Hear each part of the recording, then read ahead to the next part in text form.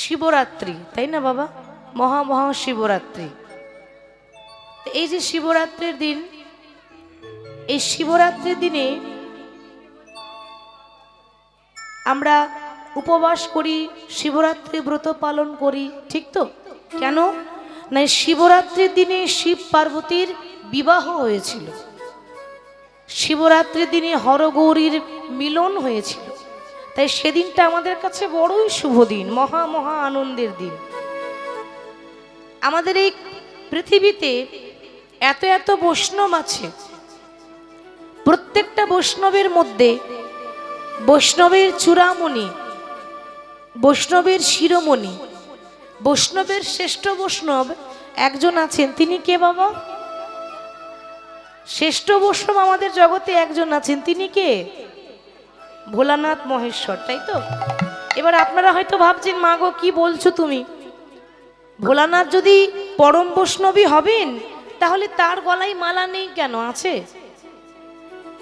তার কপালে তিলক নেই কেন? আছে মা। আমরা গলায় মালা পরি, তিলক রচনা করি, আর তিনি পরম বৈষ্ণব হলেও তার কণ্ঠে তুলসীর মালা নেই, শিবের কপালে তিলক নেই। আছে মা? তবু কিন্তু বৈষ্ণবের শ্রেষ্ঠ। কেন? কারণ ভোলানাথ বললেন, ভক্ত মোর তোমরা আবরণে বৈষ্ণব, আর আমি হলাম আচরণে বৈষ্ণব। আবরণ মানে হচ্ছে মা সাজ, আমরা সাজে বৈষ্ণব, আর তিনি হলেন আচরণে বৈষ্ণব। এ জগতে প্রত্যেকটা মানুষ বাইরেরটা দেখে বিচার করে, কিন্তু অন্তরটা কেউ দেখে না। কিন্তু ভোলানাথের হৃদয়টা হচ্ছে, হৃদয়ের মধ্যে এত ভক্তি ছিল, তিনি বাইরেরটা সাজাননি, তিনি সদা সর্বদাই নিজের অন্তরটা সাজিয়েছেন। কোথায় গলায় তুলসীর মালা থাকবে, তার পরিবর্তে শিবের গলায় কি ছিল গো? কি থাকে? কি গো থাকে তো? আপনারা ভাবছেন, ও মা বৈষ্ণবের গলায় আবার সাপ থাকে নাকি? তাহলে এটা কি করে হলো? এটা কেমন বৈষ্ণব হলো? আসলে এখানে মহাদেব আমাদেরকে বুঝিয়ে দিলেন যে ভক্ত মোর আমার কাছে আসতে গেলে, আমার কাছে শুধু পৌঁছাতে গেলে, শুধু আমার কাছে নয়, আমার পরমাত্মার কাছে পৌঁছাতে গেলে এই কামরূপী সর্পকে আগে দমন করতে হবে। প্রত্যেকটা মানুষের শরীরে 6টা রিপু আছে মা, কাম, ক্রোধ, লোভ, মোহ, মদ, মাৎসর্য। তাহলে সবার উপরেই কিন্তু আছে কাম, তাই না? এই কামরূপী সর্প, সাপটা দেখিয়ে দিল, তার মানে কামরূপী সর্পকে যদি কেউ দমন করতে পারে, তবেই সেই আত্মা পরমাত্মার সঙ্গে মিলন হবে। হরি বল, হরি বল। আচ্ছা, মহাদেবকে আমরা সকলে বলি আমাদের বাবা ভোলানাথ, ঠিক তো? শিবকে সবাই বাবা বলে, তাহলে শিবের বাবাকে কি গো? আমরা কথায় কথায় বলি না, শিবকে সবাই বাবা বলে, শিবের বাবাকে। চাঁদকে সবাই মামা বলে, চাঁদের মামাকে। আমরা কথায় কথায় বলি না? তাহলে শিবের বাবা কে হতে পারে গো? শিবের ঊর্ধ্বে কে? তিনি হচ্ছেন শিব ঠাকুরের গুরু। তাহলে শিবের গুরু কে? ভগবান। শিবের গুরু হলো রাম, আর যেই রাম সেই কৃষ্ণ, আলাদা কেউ নয়। তাহলে শিবের গুরু হচ্ছে রাম। শিব সদা সর্বদাই রামকে নিজের গুরু মনে করতেন। তাহলে শিবের বাবা হচ্ছে ভগবান কৃষ্ণ, জগতের মালিক তিনি। শুধু আজকের কথা নয়, একবার মহাভারতে পঞ্চপাণ্ডবের মধ্যে সব থেকে যে বড় ভাই, মা নাম ছিল ধর্মরাজ যুধিষ্ঠির। তো সব থেকে যে বড় ভাই ধর্মরাজ যুধিষ্ঠির, তার মনে বড় বাসনা জাগলো যে আমি আমার রাজ্যে একটা রাজস্বাহী যজ্ঞ করব। আচ্ছা মা, একটা যজ্ঞ কি একা একা হয়? সবাই একটু সাহায্য করবে, 5 জন সঙ্গে করে নিয়ে যদি হয়, কাজটা তাড়াতাড়ি হয়ে যায়, ঠিক তো? তাহলে আমি একটা যজ্ঞ করব, রাজস্বাহী যজ্ঞে। তো এই যজ্ঞে সকল ব্রাহ্মণ, বৈষ্ণব এবং 33 কোটি দেবতার আমন্ত্রণ রইল, মানে সবাই আসবে যজ্ঞে। আর এই যজ্ঞে সব থেকে শ্রেষ্ঠ বৈষ্ণবেরও নিমন্ত্রণ আছে, তিনি হচ্ছেন ভোলানাথ মহেশ্বর। মনে রাখবেন, শিব ছাড়া কোনো যজ্ঞ হয় না। হয় কি? শিবহীন যজ্ঞ করেছিল একজন, তার পরিণতি কি হয়েছিল বাবা? ভোলানাথের শ্বশুর মশাই দক্ষ রাজা সবাইকে নিমন্ত্রণ করেছিলেন, নিজের জামাইকে নিমন্ত্রণ করেনি। শিব ছাড়া কোনো যজ্ঞই হয় না, আর তিনি শিবকে বাদ দিয়ে যজ্ঞ করতে চলেছিলেন। তার পরিণতি আপনারা সবাই জানেন, যে তার মাথাটা কেটে একটা ছাগলের মুন্ড লাগিয়েছিল। হরি বল, ছাগলের মাথা লাগিয়েছিল। তাহলে পরিণতি দেখিয়ে দিলেন যে শিব ছাড়া কোনো যজ্ঞই হয় না, আগে পরম বৈষ্ণবকে ডাকতে হয়। তাহলে রাজশাহী যজ্ঞে সবারই নিমন্ত্রণ, শিব ঠাকুরেরও নিমন্ত্রণ রয়েছে। এবার এক একজনকে একটা একটা করে দায়িত্ব দিচ্ছে বাবা। হঠাৎ ধর্মরাজ যুধিষ্ঠির বলছে, কৃষ্ণ আমার এই যজ্ঞে আমি এক একজনকে এক একটা করে দায়িত্ব দিলাম, তুমি কোনো দায়িত্ব নেবে না? কৃষ্ণ বলছে, নিশ্চয়ই, এমন একটা দায়িত্ব নেব যে দায়িত্ব কোনো দিন, কোনো যুগে, কোনো দিনই আমি যে দায়িত্ব পালন করিনি, আমি আজকে সেই দায়িত্ব নেব। বলে, কোন দায়িত্ব? তোমার এই রাজশাহী যজ্ঞে যত যত ব্রাহ্মণ আসবে, যত যত বৈষ্ণব আসবে, আমি ভগবান হয়ে ওই দরজায় দাঁড়িয়ে থাকবো। যত ভক্ত আসবে তোমার এই রাজশাহী যজ্ঞে, আমি ভগবান হয়ে সকল ভক্তদের চরণ দুটো ধোয়াই দেব। শুধু তাই নয়, তোমার এই রাজশাহী যজ্ঞে যখন ভক্তদের সেবা হবে, নরনারায়ণের সেবা হবে, ওই সেবা দেওয়ার পর ভক্তদের এঁঠো পাতা আমি নিজের হাতে তুলে তুলে পরিষ্কার করব। যুধিষ্ঠির বলল, কৃষ্ণ এ কি বলছো তুমি? আমার ঘরে কি কাজের লোকের অভাব যে তুমি ভগবান হয়ে এঁঠো তুলবে? যুধিষ্ঠির, এঁঠো তুললে যে কি ধর্ম হয় সেটা তুমি হয়তো জানো না, জানলে এই কথাটা বলতে না। বলে, কেন? ভক্তের এঁঠো পাতা যদি নিজের হাতে তোলা হয়, পরিষ্কার করা হয়, বাবা সারা জীবন যত পাপ করেছি, সারা জীবন যত অধর্ম করেছি, সমস্ত পাপ আমার ক্ষয় হয়ে যাবে যদি ভগবান হয়ে কোনো ভক্তের এঁঠো তোলা হয়। যুধিষ্ঠির বলছি, কৃষ্ণ এঁঠো তুললে যদি পাপ ক্ষয় হয়, তার মানে তুমিও পাপ করেছো। কি গো, ঠিক তো? এখানে তো তাই প্রমাণ হয়। তুমি বললে যে ভক্তের এঁঠো তুললে নাকি পাপ ক্ষয় হয়, তার মানে তুমিও পাপ করেছো। বলে, হ্যাঁ, আমাকেও পাপ করতে হয়েছে। কোন দিন জানো? যখন ত্রেতা যুগে আমি রাম ছিলাম, সেই রাম অবতারে আমি রাবণকে বধ করেছিলাম। আর রাবণ ছিল ব্রাহ্মণের ছেলে। রাবণের পিতা হচ্ছে বিশ্বশ্রবা মুনি, একজন আচার্য, একজন ব্রাহ্মণের সন্তান রাবণ। ওই রাবণকে রাম বধ করেছিল। কি বাবা করেনি? তাহলে ব্রহ্মহত্যা মহাপাপ, পাপ নয়? কর্মর ফল সবাইকে ভোগ করতে হয়, সে ভগবান হোক আর ভক্ত হোক, সাধারণ মানুষ হোক। তাহলে আমি রাবণকে বধ করেছি, মানে ব্রাহ্মণ হত্যা করেছি, ব্রহ্ম হত্যা মহাপাপ। শুধু তাই নয়, আমি যখন বৃন্দাবনে দাপর যুগে কৃষ্ণ হলাম, তখন আমি একটা নারীকে হত্যা করেছি, নারীকে বধ করেছি। সেই নারী কে ছিল? পুতনা। পুতনা রাক্ষসীকে বধ করেছিল না বাবা? তাহলে সখা, আমি ভগবান হলে কি হবে? আমাকেও পাপ করতে হয়েছে।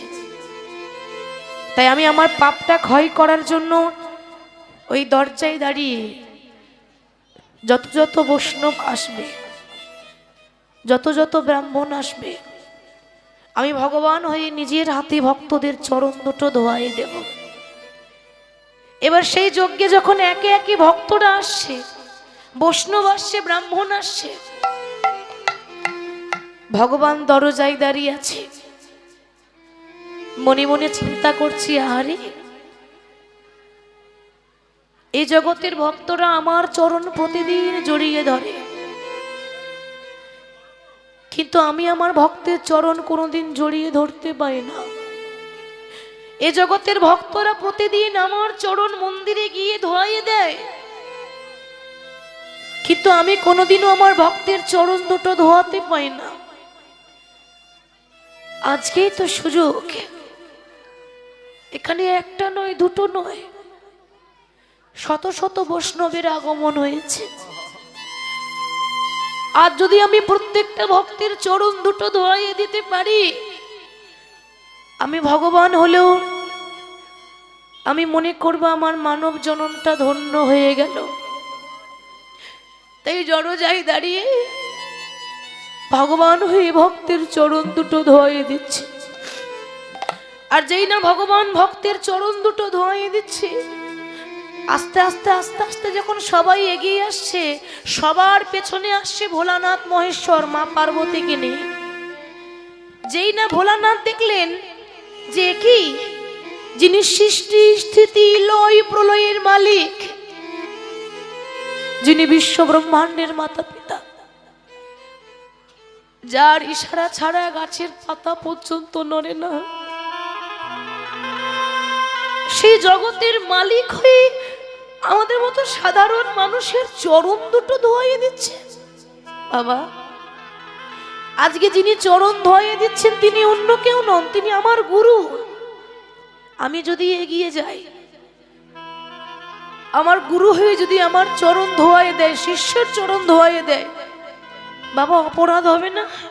না না, আমি তো আর এগিয়ে যেতে পারবো না। পার্বতী বলছে কি হলো, দাঁড়িয়ে পড়লে কেন, চলো। ভোলানাথ বলছে পার্বতী, তোমার যদি এত চরণ ধোয়াবার শখ আছে তুমি যাও, আমি যাব না। পার্বতী চলে গেল। আর ভোলানাথ পাশে গিয়ে মনে মনে ভাবছে যে কি এমন করব যাতে ভগবান আমাকে চিনতে না পারে। দেখতে দেখতে ভোলানাথ মহেশ্বর একটা কুকুর হয়ে গেল। বাবা, কুকুরের রূপ নিয়েছে। আপনারা হয়তো ভাবছেন যে মা, এত এত জন্তু জানোয়ার থাকতে, এত কিছু থাকতে কুকুর হওয়ার কি দরকার ছিল? বাবা, কুকুরের মতো প্রভু ভক্ত আর কেউ নাই। আপনার বাড়িতে যদি একটা কুকুর আসে, আপনি যদি দুবেলা দুমুঠো খেতে দেন, তো দেখবেন সে আপনার বাড়িতে দরজায় ঘুর ঘুর ঘুর ঘুর করবে। কেন? সে ভাবে যে সে যখন আমাকে দুমুঠো খেতে দিয়েছে, সেই আমার মালিক, আমি তার দাস। তো দেখতে দেখতে কুকুর হয়ে গেল। মনে মনে ভাবছে ভগবান যেভাবে দাঁড়িয়ে আছে, আমি পায়ের ফাঁক দিয়ে পেরিয়ে চলে যাব, ভগবান চিনতেই পারবে না। আর যেই না ভগবান দাঁড়িয়ে আছে, মনে মনে চিন্তা করছে ভোলানাথ তুমি আর কত চালাক, কিন্তু তুমি জানো না তোমার থেকে আমি আরো বেশি চালাক। কি গো, ঠিক তো? তুমি ভাবলে যে কুকুর হয়ে পায়ের ফাঁক দিয়ে পেরিয়ে যাব আর আমি চিনতে পারবো না। তুমি জানো না এ জগতে সবার কাছে ফাঁকি দেওয়া যায়, কিন্তু একজনের কাছে ফাঁকি দেওয়া যায় না। সে কে মা? ভগবান, তার কাছে ফাঁকি দেওয়া যায় না। ভালোই হলো, আগে দুটো চরণ ছিল, এখন চারটে পেয়েছি। ঠিক তো? কুকুর হলো মানে চারটে পা হয়েছে। ভালো হলো, আমি চারটে চরণ ধোয়াইয়ে দেবো। তা তুমি এসো, আমিও ফাঁদ পেতে দাঁড়িয়ে আছি। তা ভগবান ঠিক এইভাবে দাঁড়িয়েছে। বাবা জানে তো পায়ের ফাঁকেই ঢুকবে। ভগবান জানে যে আমার ভোলানাথ কুকুর হয়ে পায়ের ফাঁকেই ঢুকবে। যেই না এরকম করে দাঁড়িয়ে আছে, ভোলানাথ মনে মনে ভাবছে বাহ, রাস্তা পরিষ্কার আছে, চলে যাব, আমার গোবিন্দ আমায় চিনতেই পারবে না। আর যেই না কুকুর হয়ে, যেই না পায়ের ফাঁক দিয়ে পেরোতে যাবে, অমনি ভগবান পা দুটোকে একসঙ্গে জয়েন করে দিয়েছে। আর যেই না এক জায়গায় করে দিয়েছে, অমনি চাপ লাগছে, মানে মাঝখানে আটকে আছে। তো তা ভোলানাথ বলছে প্রভু তুমি আমাকে ছেড়ে দাও। এ তুমি কি করলে? তুমি না আমার গুরুদেব, তুমি যদি গুরু হয়ে শিষ্যের চরণ ধোয়াইয়ে দাও, আমার যে বড় অপরাধ হবে। ভগবান বললেন ভোলানা, ও গো ভোলানা, এই জগতে ভক্তরাই আমার চরণ প্রতিদিন জড়াইয়ে ধরে, কিন্তু আমি কোনোদিন ভক্তির চরণ জড়াইয়ে ধরতে পারি না, জড়াইয়ে ধরিতে পাই। আজ যখন সুযোগ হয়েছে, আজ এই সুযোগ আমি ছাড়তে চাই না। ও ভোলানাথ, বলি দাও দাও চরণ তুমি বাড়াইয়ে দাও, বিদায় গৌর বাড়াইয়ে দাও।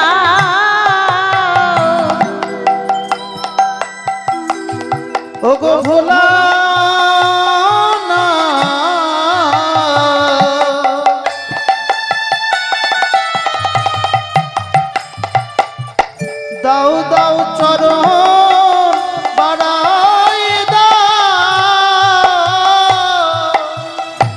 বলি দাও দাও চরণ বাড়ায়ে দাও, দাও দাও চরণ বাড়াই দাও। ভোলানাথ এমন সৌভাগ্য বারবার হবে না, বলি দাও দাও চরণ বাড়িয়ে দাও। ভোলানাথ বলছে প্রভু তুমি কাজটা ভালো করলে না, আমার গুরু হয়ে আমি তোমার শিষ্য, আর গুরুদেব যদি শিষ্যের পা দুটো ধরে কি গো মা পাপ হবে না? আজকে যেটা তুমি করলে আমি এই ঋণ শোধ করব কোন দিন জানো? যখন তুমি নদিয়াতে গৌর হয়ে যাবে। আমি আর ভোলানাথ হব না, আমি হব অদ্বৈত আচার্য। সেদিন আমার বয়স তোমার থেকে বড় হবে। মহাপ্রভু থেকে অদ্বৈত আচার্যের বয়স 52 বছরের বড়, 1 বছর 2 বছর নয়, 52 বছরের বড়। সেদিন আমি বয়সে বড় হলেও তোমার চরণ আমি ধরবো, আর আজকে এই ঋণ আমি সেদিন শোধ করিব। তাই ভগবান কৃষ্ণ গৌর হয়ে এলেন, আর আমার ভোলানাথ আমার শিব ঠাকুর হয়েছেন অদ্বৈত আচার্য। আজকে ভক্তদের সঙ্গে করে নিয়ে নদিয়ার মাটিতে নামে প্রেমে বিভোর হয়েছে। কেন হবে না? শাস্ত্রে বলছে যে আকাশের শোভা চন্দ্র যেমন, আকাশের শোভা চন্দ্র যেমন, রাতের শোভা হচ্ছে তারা, আর ব্রজের শোভা কৃষ্ণচন্দ্র, নদিয়ার শোভা গোরা। বাবা ব্রাহ্মণের পৈতে শোভা, এক একজনের তো এক একটা শোভা পায়। ব্রাহ্মণের পৈতে শোভা, যোগীর শোভা হলো মাথার জটা, বৈষ্ণবের তিলক শোভা, আর নারীর শোভা হলো মা সিন্দুরের ফোঁটা। সরোবরের পদ্ম শোভা, পদ্মের শোভা হলো অলি, আর হরিবাসরের শোভা হলো আমার গৌর ভক্ত মণ্ডলী। নিতাই গৌর হরি বল হরি বল। তাই নাম গাইছে, শোভাটি কেমন? একা একা নয়, ভক্তকে সঙ্গে নিয়ে। আমরাও সবাই গাইব। কিভাবে নাম গাইছে? তোরা দেখবি যদি আয় এই সোনার নদী,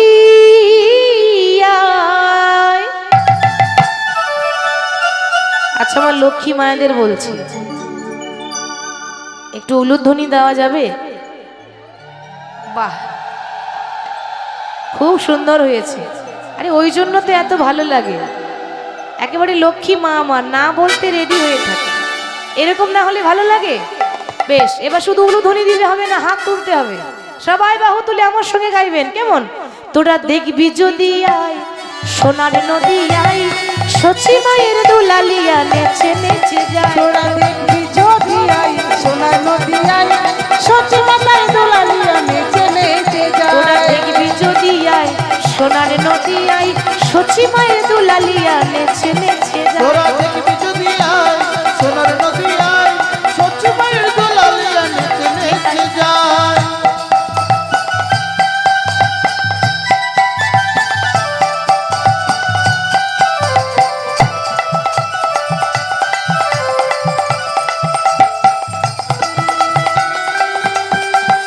জনিতাই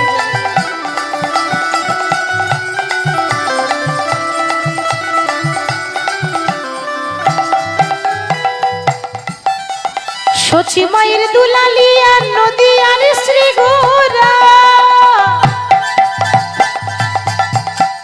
ভক্ত মন চিত ছোড়া ভক্ত মনোহরা। সচি মাতার দুলালিয়া নদী আর শ্রী ঘোরা, ভক্ত মনোচিত চোরা ভক্ত মনোহরা। সচি মাতার দুলালিয়া নদী আর শ্রী গোরা, ভক্ত মন চিত ছোড়া ভক্ত মনোহরা। সচ্চি মাতার দোলালিয়া নদী আর শ্রী গোরা, ভক্ত মনোচিত চোরা ভক্ত মনোহরা। দেখি সবাই বাহু তুলুন, সবাই হাত তুলে, সবাই। হ্যাঁ, যার হাত আছে তুলুন, যার নেই তুলতে হবে না।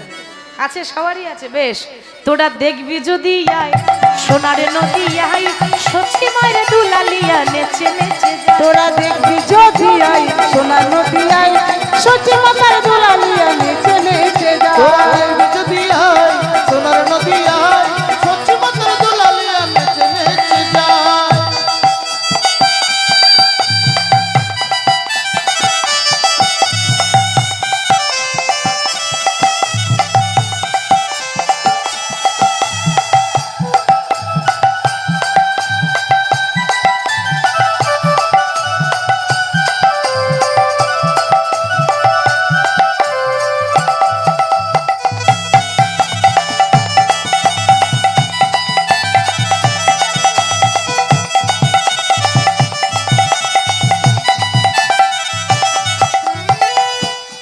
আপনাদের কাছে মোবাইল আছে? হ্যাঁ, কিছু থাক না থাক ওটা তো থাকবে, ওটা আছে। শঙ্খ ঘন্টা থাক না থাক ওটা থাকবে। তো মোবাইল যখন আছে, 100টা নাম্বার আছে, ভাই বোন আত্মীয় স্বজন, তো সবাইকে প্রত্যেকদিন হ্যালো করছেন। ও মা, ভগবানকে হ্যালো করেন? হয় না করা? করেন? এদিকে ও নাম্বার জানা নেই, বলছি হ্যালো করবো কি করে, নাম্বার জানি না তো। নাম্বার সবার জানা আছে, প্রত্যেক দিন একবার করে হ্যালো করবেন, ডায়াল করবেন। ভগবানকে ভুলে গেলে হবে? কলিযুগের মহামন্ত্র নাম, ওইটাই তো ভগবানের ফোনের নাম্বার, তাই না? ওটা একবার করে সবাই বলবেন, হরে কৃষ্ণ কৃষ্ণ কৃষ্ণ হরে হরে, হরে রাম রাম রাম হরে হরে। হরে কৃষ্ণ কৃষ্ণ কৃষ্ণ হরে হরে, হরে রাম রাম রাম হরে হরে। হরে কৃষ্ণ কৃষ্ণ কৃষ্ণ হরে হরে, হরে রাম রাম রাম হরে হরে। হরে কৃষ্ণ কৃষ্ণ কৃষ্ণ হরে হরে, হরে রাম রাম রাম হরে হরে। দেখবি যদি আয় সোনার নদী আয়, সচি মায়ের দুলালিয়া নেচে নেচে যায়। তোরা দেখবি যদি আই সোনার নদী আই, সচি মাতার দোলালিয়া নেচে নেচে যায়। তোরা দেখবি যদি আয় সোনার নদী আয়, সচ্চি মাতার দোলালিয়া নেচে নিতাই গৌর হরি বল, হরি বল। গৌর হরি কলিযুগে নাম বিলিয়ে দিচ্ছেন, আর ভক্তগণকে ডেকে বলছে, ভক্ত মোর, ভগবান তো যুগে যুগে কার জন্য আসে? অধর্মকে নাশ করে ধর্মকে স্থাপন করার জন্যই তো আসে। তাই গৌর হরি ডেকে বললেন, ও গো তোমাদেরও লাগি আমি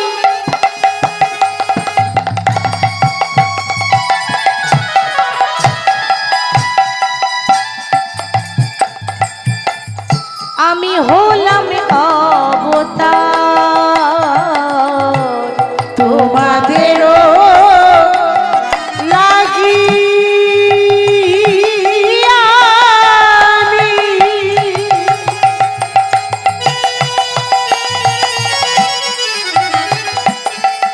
ওগো হত কলি জীব,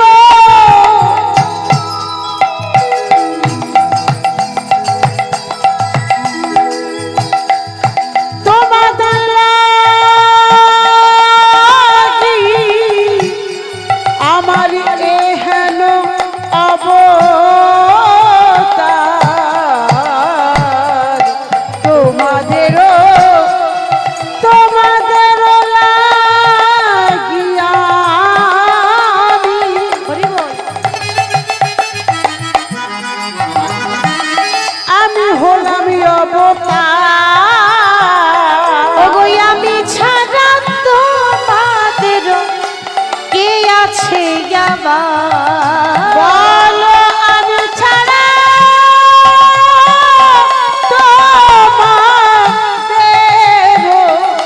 কে আছে আবার? আমাদের হরি ছাড়া আর কে নাই, হরি ছাড়া আর কেহ না।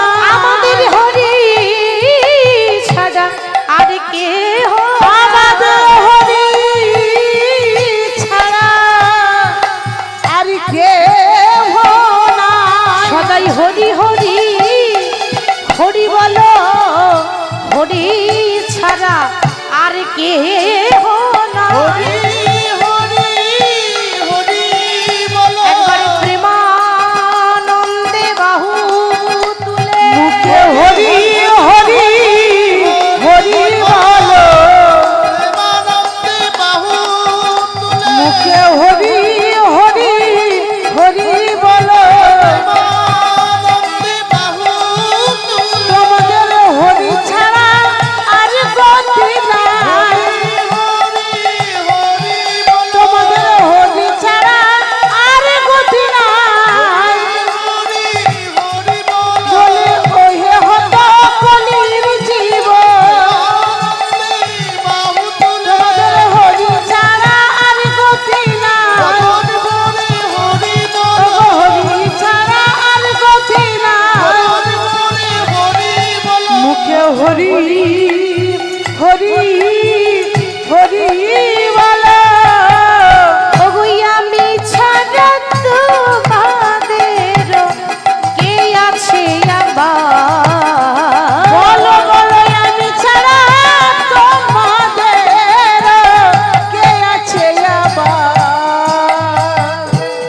পাশ থেকে মহাজন কলম দিলেন, ভকতি বিনোদ প্রভু চরণে ধরিয়া, চরণে ধরিয়া হরি নামে মহামন্ত্র লইল মাগি, হরি নামে মহামন্ত্র লইল মাগিয়া। আসুন এবার আমরা গৌরীর ভাব দর্শন করলাম। এবার সেই ভক্তের কথা শুনবো, ভক্ত রঘুনন্দন, যে 5 বছর বয়সে ভগবানকে পেয়েছিল, যার বাবা যার বাবা সারা জীবন গৌরের নাম করেছে কিন্তু ভগবান পায়নি, তার ছেলে পেয়ে গেল। বাবা লোকের ভালো করেছে, ধর্ম করেছে, সে পায়নি, তার সন্তান পেয়ে গেল। তার কথাই শুনবো। সে ভক্তের শিরোমণি বলে, ভক্তের চূড়ামণি বলে ভক্ত রঘুনন্দন। তো আজকে গৌর হরি নামে প্রেমে বিভোর হয়ে আছেন। আসুন। হরে কৃষ্ণ। শ্যামসুন্দর কমিটির পক্ষ থেকে আমাদের শ্যামসুন্দর কমিটির সদস্যা মহাদয়াগণ দীর্ঘ 1 মাস নগরে নগরে আপনাদের দ্বারে দ্বারে ভিক্ষা করে এই শ্যামসুন্দর কমিটিকে আজকে আমাদের এই মহাযজ্ঞের আয়োজন করেছেন, সহযোগিতা করেছেন। আমরা সিদ্ধান্ত নিয়েছি এই মহিলাদেরকে, ওরা সংসার ছেড়ে অনেক কষ্ট করে দেশের জায়গায় অনেক জায়গায় গিয়ে এই মহাযজ্ঞের জন্য আমার শ্যামসুন্দরের সেবার জন্য পয়সা জোগাড় করেছেন। আমরা কমিটি থেকে সিদ্ধান্ত নিয়েছি তাদেরকে আমরা কিছু বস্ত্র সামান্য একটু উত্তরীয় দিয়ে সম্মানিত করব। আমি নাম বলছি, আপনারা আসুন। মালতী মজুমদার, মালতী মজুমদার, দীপালি ভৌমিক, কল্পনা ভৌমিক, মণি ভৌমিক, সুজাতা ভৌমিক, পূর্ণিমা ভৌমিক, প্রভা ভৌমিক, শ্যামলী ভৌমিক, ঝুম্পা ভৌমিক। আপনারা চলে আসুন আসলে। আপনারা এসে খুব তাড়াতাড়ি, আমাদের হাতে সময় খুব কম, আপনারা আমাদের এই সামান্য উপহারটুকু গ্রহণ করে আমাদেরকে কৃতার্থ করুন। তাড়াতাড়ি আসুন, তাড়াতাড়ি আসুন, আমাদের সময় নষ্ট করা যাবে না। পরপর আসুন, পরপর আসুন।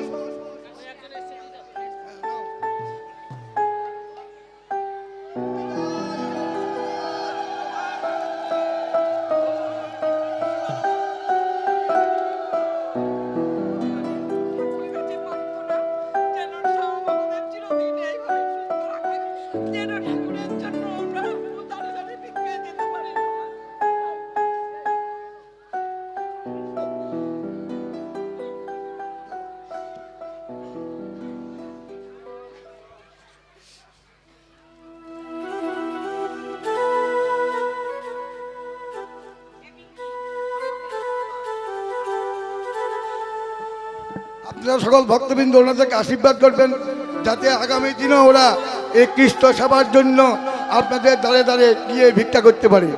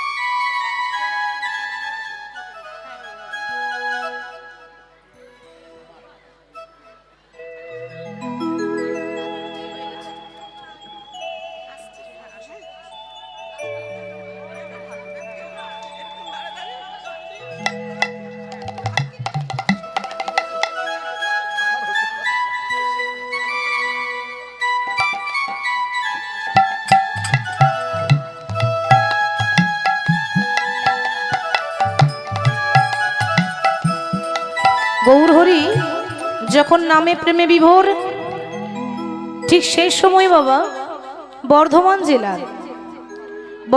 জেলার শ্রীখণ্ড গ্রাম, বর্ধমান তো দুটো আছে, একটা পশ্চিম বর্ধমান একটা পূর্ব বর্ধমান, তো পূর্ব বর্ধমান জেলার শ্রীখণ্ড গ্রাম থেকে দুই ভাই, লক্ষ্য করবেন একজনের নাম হচ্ছে মুকুন্দ সরকার আর ছোট ভাইয়ের নাম হলো নরহরি সরকার, দুই ভাই। তাদের মনের খুব ইচ্ছা আছে যে আমরা একটু গৌরকে দেখব। তাহলে বর্ধমান জেলার শ্রীখণ্ড গ্রাম থেকে তারা গৌরকে দেখতে যাচ্ছে নবদ্বীপে। আর ওদিকে গৌর হরি শিবাসের আঙিনায় নাম গাইছে, কেমন ভাবে, আরে কি বা সুরধ্বনি তীরে তীর মহাবিলসয়ে সমবয় বা লোক সঙ্গে কিবা সুরধ্বনির তীরে তীরে মহাবিলসই সমবয়বা লোক সঙ্গে কিবা সুরধ্বনি তীরে তীর মহাবিলসয়ে সমবয় বা লোক সঙ্গে সুরধ্বনি তীরে তীর মহাবিলসই সমবয়বা লোক সঙ্গে গোরা নাচে সমবয় বা লোক সঙ্গে নাচে সমবয় বালক সঙ্গে গোরা নাচে সমবয় বা লোক সঙ্গে সমবয় বালক সঙ্গে কিবা সুরধ্বনি তীরে তীর মহাবিলসয়ে সমবয় বালক সঙ্গে সুরধ্বনির তীরে মহাবিলসই সমবয় বালক সঙ্গে কিভাবে নাম করছে গৌর হরি, নাম তো এমনি এমনি হয় না, খোল করতাল সঙ্গে করে নি।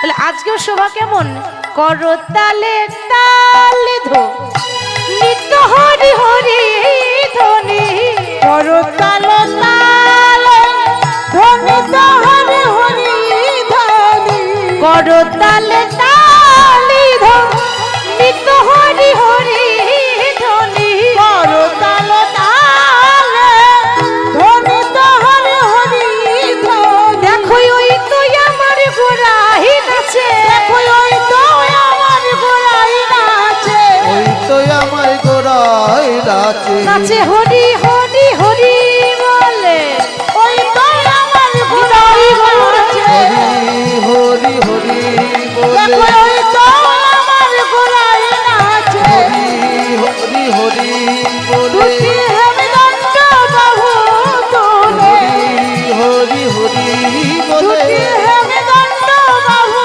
তোলে হরি হরি হরি বলে ওই হেমদণ্ড বাহু তোলে হরি হরি বলে দুটি হেমদণ্ড বাহু তোলে ওই তো আমার গোড়াই নাচে হরি বল হরি বল।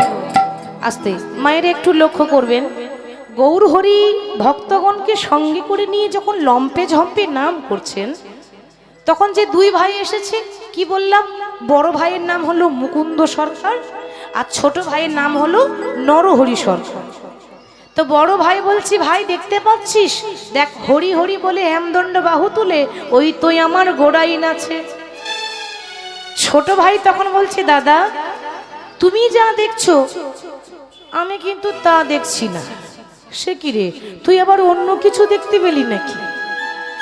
কি গো, আমরা সবাই দেখছি একরকম, তা তুই আবার কি দেখলি? সবাই দেখছি কি, ওই তো আমার গৌর হরিণ আসছে, ওই তো গোড়াই নাচে দুটি বাহু তুলে, হেমদণ্ড বাহু তুলে। ছোট ভাই তখন বলছে দাদা তুমি যে বলছো ওই তো আমার গোড়াই নাচে, তো গোড়াইয়ের গোটাকে যদি একটু তুলে নিয়ে আসা হয় তাহলে কি হবে গো? হরি বল।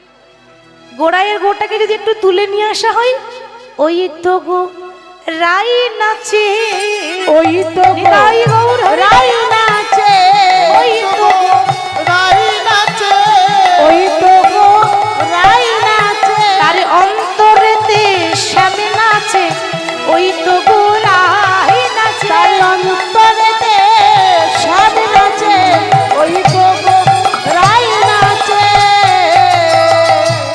দু ভাই বলা বলি করছে গৌর হরির নৃত্য দর্শন করে।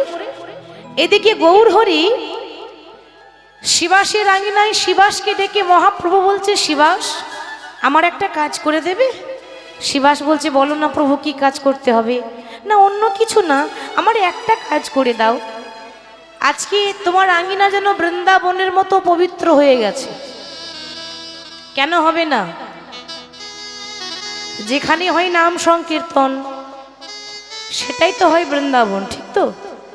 এই জায়গাটার কি নাম গো? এই জায়গাটার কি নাম? এখন বৃন্দাবন।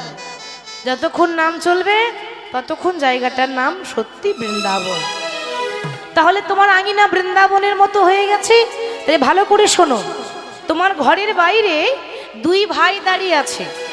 ওই দুই ভাইয়ের কাছে গিয়ে যে সব থেকে ছোট ভাই তাকে গিয়ে বলে দাও যে তাকে সারা জীবন আমি আমার রাঙা চরণে ঠাঁই দেব, সারা জীবন আমি তাকে আমার সঙ্গেই রাখবো। কিন্তু দুই ভাইয়ের মধ্যে যে বড় ভাই তাকে গিয়ে বলে দাও যে 100 জন্মও যদি পেরিয়ে যায়, 100 জন্ম যদি বসে বসে আমার নাম করে তবু তাকে কৃপা করব না, মানে 100 জন্মে কৃপা করবে না। শিবাস বলছে প্রভু এ তোমার কেমন বিচার? একজন কৃপা পাবে আর একজন কৃপা পাবে না, তুমি ফিরিয়ে দিচ্ছ, এ তোমার কেমন বিচার? মহাপ্রভু বলছে দেখো শিবাস, আমি যেটা করছি সে নিয়ে সমালোচনা করো না, কারণ ভগবান যা করে মঙ্গলের জন্যই করে, কিছু একটা কারণ আছে, অকারণে আমি বলছি না। তুমি বলে দাও ছোট ভাইকে কৃপা করব আর বড় ভাই 100 জন্ম কাঁদলেও কৃপা করব না। এবার শিবাস বাইরে গিয়ে বলছে জয় নিতাই, আগে জয় নিতাই, জয় নিতাই। আচ্ছা তোমাদের মধ্যে ছোট ভাইকে? এই যে আমি গো, আমি, আমার নাম নরহরি সরকার। বাহ, প্রভু বলেছে প্রভু তোমাকে সারা জীবন তোমার সঙ্গী করে রাখবে, সারা জীবন প্রভুর চরণে তোমাকে ঠাঁই দেবে, সারা জীবন তুমি তোমার প্রভুর সঙ্গেই থাকবে। আচ্ছা তোমাদের মধ্যে বড় ভাইকে?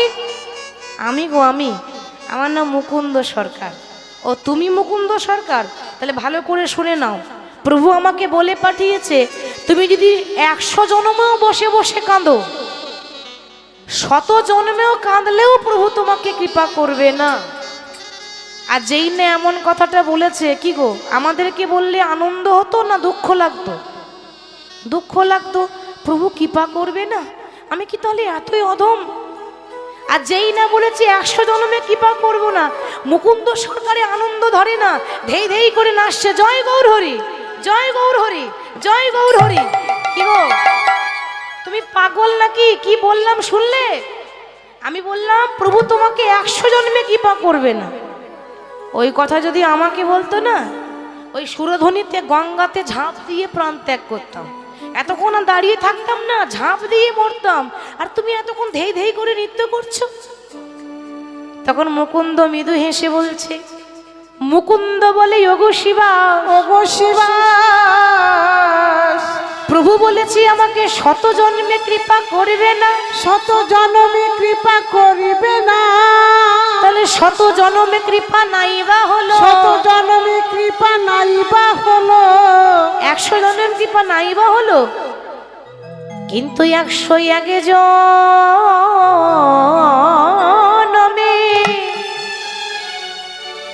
আমি প্রভুর কৃপা পাব। 101 জনমে প্রভুর কৃপা পাব। সারা জনম না হয়,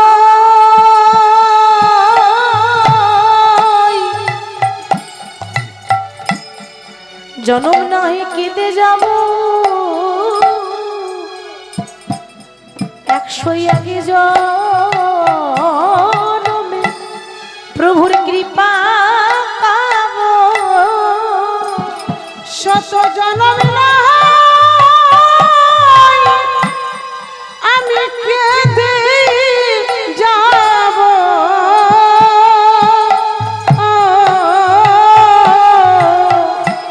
101 জনমে প্রভুর কৃপা পাব। ঠাকুর কৃপা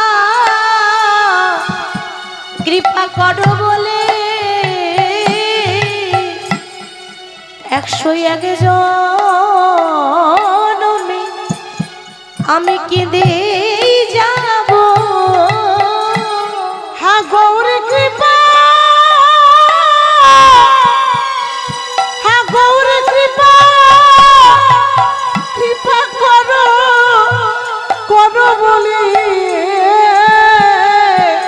100 জনম না হয় আমি কেঁদে যাব।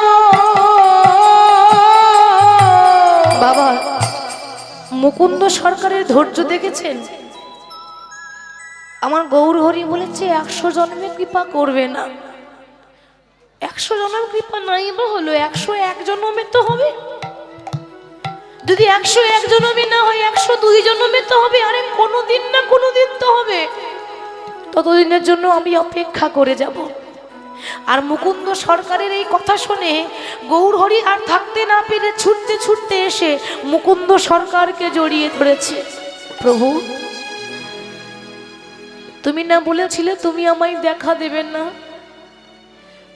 তুমি নিজের মুখে বলেছিলে তুমি আমাকে 100 জন্মে কৃপা করবে না, তাহলে আমাকে ছুটে এসে জড়িয়ে ধরলে কেন? মুকুন্দ, তোমার ভেতরে যে প্রেম, তোমার ভেতরে যে ভক্তি, এ তো সবাই বুঝবে না। কারণ সবাই বাইরেরটা দেখে, হৃদয়টা কেউ দেখতে পায় না, অন্তরটা কেউ দেখে না। আমি তাদের দেখিয়ে দিলাম যে ভগবানকে পেতে গেলে কতটা যন্ত্রণা সহ্য করতে হয়, ভগবানকে পেতে গেলে কত কষ্ট করতে হয়, ভগবানকে পেতে গেলে কত ধৈর্যের দরকার। সেটা তুমি দেখালে, সবাই কিন্তু সেটা জানবে না। আর সবাইকে শিক্ষা দেওয়ার জন্য আমি তোমাকে ওই কথাটা বলেছিলাম। মুকুন্দ, তোমরা হলে সংসারে 2 ভাই, সবাই যদি ঘর ছেড়ে সন্ন্যাসী হয়ে যাও তাহলে সংসার করবে কে? জানো মুকুন্দ, সংসার ধর্ম হলো বড় ধর্ম। সংসারে থেকে যার চৈতন্যের উদয় হয় সেই হলো বাবা পরম সাধু। তাকে ঘর ছাড়তে হয় না, সংসারে থাকুন কিন্তু যেন চৈতন্য হয়ে যায়। এটা যেন জানতে পারেন যে এ জগতে কেউ কারণ নয়, এসেছি একা, চলে যাব একা। এটা যদি কেউ জানতে পেরে যায় তাহলে বুঝে নেবেন তার চৈতন্য হয়ে গেল। অতএব তোমার ছোট ভাই নরহরি শঙ্কর সে আমার কাছে থাক, আর তুমি তোমার সংসারে ফিরে যাও। কেন জানো? তোমরা হলে কবিরাজ, জাতিতে কবিরাজ। কবিরাজ মানে হচ্ছে চিকিৎসক, চিকিৎসা করা। তাহলে তোমাদের কাজ, তোমাদের জাত ব্যবসায় হচ্ছে চিকিৎসা করা। তুমি তোমার গ্রামে গিয়ে বিনামূল্যে গরিব মানুষের চিকিৎসা করবে। মনে রাখবে, পয়সা নেবে না কারোর কাছে, 1 পয়সা কারোর কাছে নেবে না।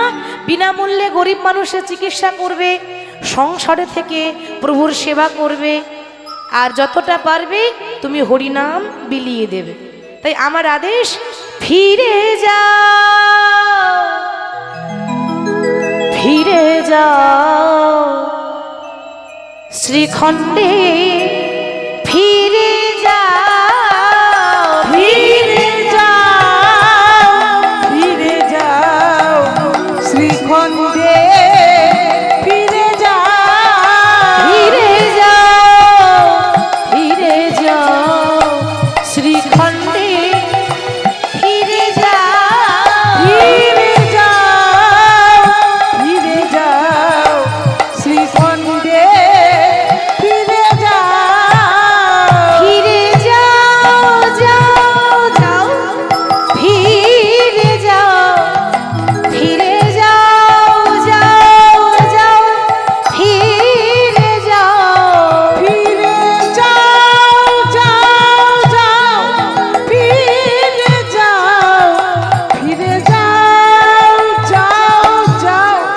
ফিরে যাও ফিরে যাও ফিরে যাও শ্রীখণ্ডে ফিরে যাও ফিরে যাও ফিরে যাও শ্রীখণ্ডে ফিরে যাও ফিরে যাও ফিরে যাও শ্রীখণ্ডে ফিরে যাও ফিরে যাও ফিরে যাও শ্রীখণ্ডে ফিরে যাও মুকুন্দ সরকার করজোরে বলছে, প্রভু আচ্ছা সত্যি করে বলো তো আমি কি কোনো পাপ করেছি? কেন আস্তে কেন মুকুন্দ কথা বলছো না? তুমি আমার ছোট ভাইকে তোমার কাছে রাখবে আর আমাকে বলছো তুমি ফিরে যাও, তোমাকে এখানে থাকতে হবে না, তুমি সংসার করো। কেন প্রভু আমি কি অপরাধ করলাম? আমাকে সংসারে কালো পাঁকের মধ্যে ঠেলে দিচ্ছ কেন? ভগবান বললেন, মুকুন্দ সংসারে থেকে ভগবানের নাম করা যায় কি গোমা যায় না? পাকাল মাছ পাকে থাকে, পাক খেয়ে বড় হয়, কিন্তু পাকার মাছ যখন তুলবেন তো পাকাল মাছের গায়ে পাক লেগে থাকে না, অথচ সে পাক খেয়ে খেয়ে বড় হয়েছে, কিন্তু মাছের গায়ে পাক লেগে থাকে না। সেরকম সংসার করো, কিন্তু সংসারের কালো পাকগুলো যেন তোমার গায়ে না লেগে যায়। এটা মহাপ্রভু শিক্ষা দিলেন। একবার কি হয়েছে জানেন? একবার বৈকুণ্ঠ ধামে নারায়ণ কিন্তু বসে বসে কাঁদছে, মানে ভগবান কাঁদছে। যেই না মাথায় হাত দিয়ে বসে আছে ভগবান কাঁদছে, ওদিকে নারদ মুনি নারায়ণ নারায়ণ নারায়ণ সদা সর্বদাই তো প্রভুর নাম করে। তা আজকে নারায়ণ নারায়ণ নারায়ণ করতে করতে নারায়ণের কাছে যাচ্ছে। কেমন ভাবে? নারদের হাতে কি থাকে গো?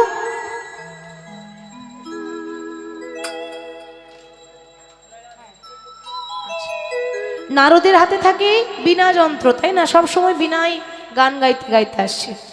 যে সকল ভক্তরা দাঁড়িয়ে আছেন, আমার অনুরোধ, ভেতরে অনেক জায়গা আছে, আপনারা একটু আসুন আর আপনারা একটু সরে সরে বসবেন, তাহলে সবাইকে বসার একটু সুযোগ করে দেন। যারা দাঁড়িয়ে আছেন তাদের অনুরোধ করব তারা একটু বসে যান, কারণ স্থির হয়ে বসে নাম শোনার মাধুর্য একটা আলাদা। এত কষ্ট করে দাঁড়াবার প্রয়োজন নেই, অনেক জায়গা আছে, আপনারা একটু আসুন। তো একবার নারায়ণ বসে বসে কাঁদছে আর নারদ মুনি বিনায় গাইতে গাইতে যাচ্ছে। কেমন ভাবে? মানে নারায়ণের কাছে নারদ আসছে, কেমন ভাবে গাইছে? আমার একটা রাতে বেঁধে দিলে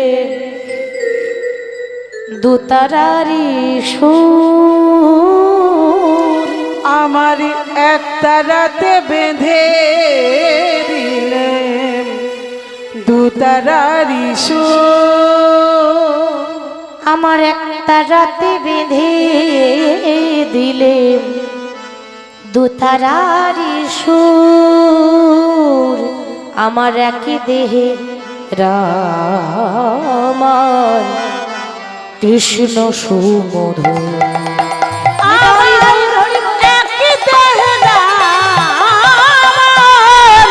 কৃষ্ণ সুমধুর, আমার একই দেহে রাম কৃষ্ণ সুমধুর।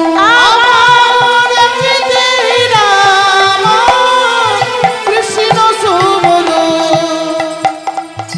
সরজন দিতে নেমে আমার দেহ শীতল হয় আর বৃন্দাবনে কুঞ্জ ছুঁয়ে প্রেম যমুনা বয় সরজল দিতে নেমে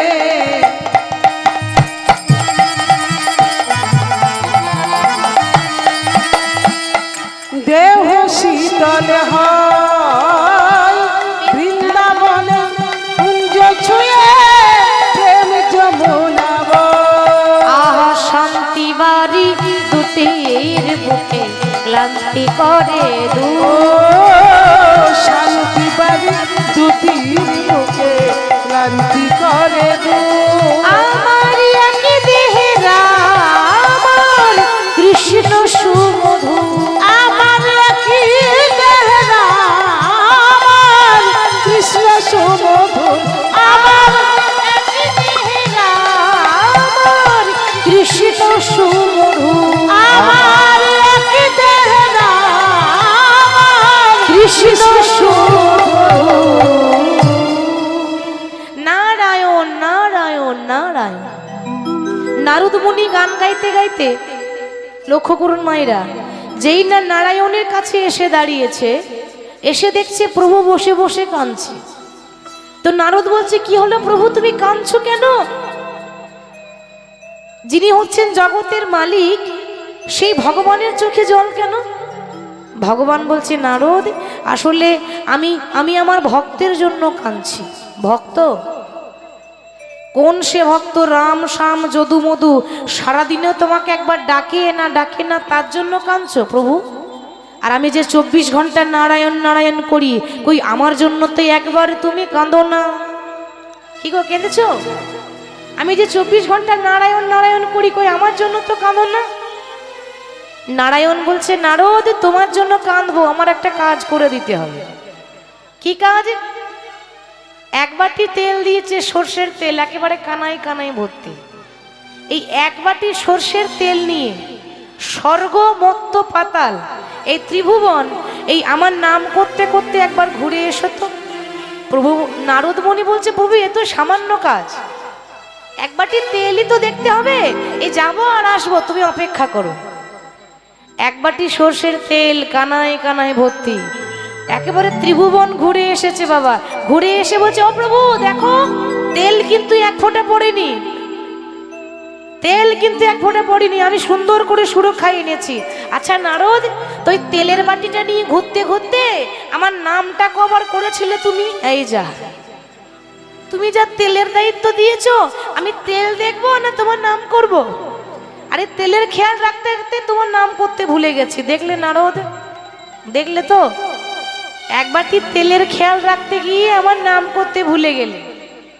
আর এই জগতের মানুষ, ছেলে মেয়ে নাতি নাতনি সংসার এত কিছু খেয়াল রাখে, সারাদিন পরিশ্রম করে পরিবারের পেট চালাবার জন্য, এত কষ্ট করার পরেও এই সংসারী মানুষ সারাদিন কর্ম করে এসে যদি সন্ধ্যাবেলায় হা কৃষ্ণ বলে একবার যদি ডাকে, তো আমি তার জন্য কাঁদবো না তো কি তোমার জন্য কাঁদবো?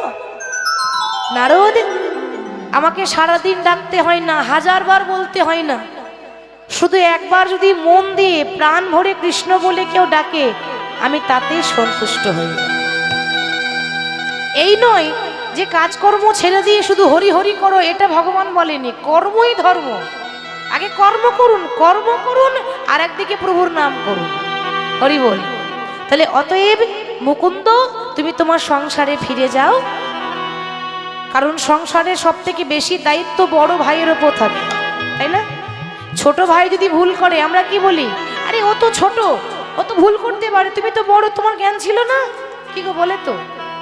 ছোটর ভুল হলেও কিছু দোষ নাই, কিন্তু বড় কিন্তু সবসময় বুঝতে হয়।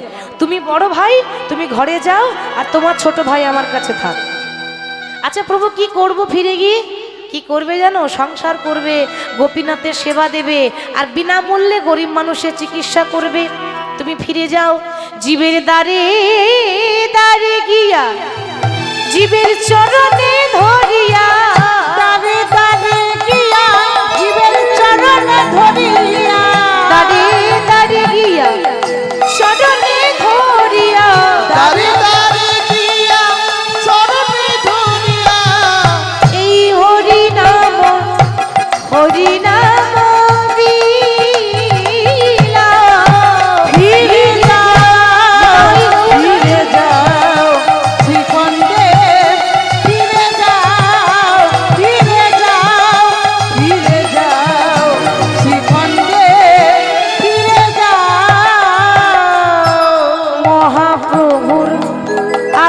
পাইয়া মুকুন্দ চলিল আমার মহাপ্রভু আজ্ঞা পাইয়া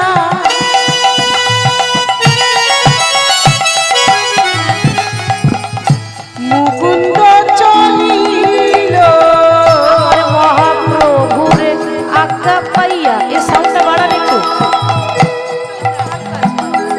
মুকুন্দ চলিল আমার মহাপ্রভুর আজ্ঞা পাইয়া মহাপ্রভু চলিল। শ্রীখণ্ডী গ্রামেতে আসি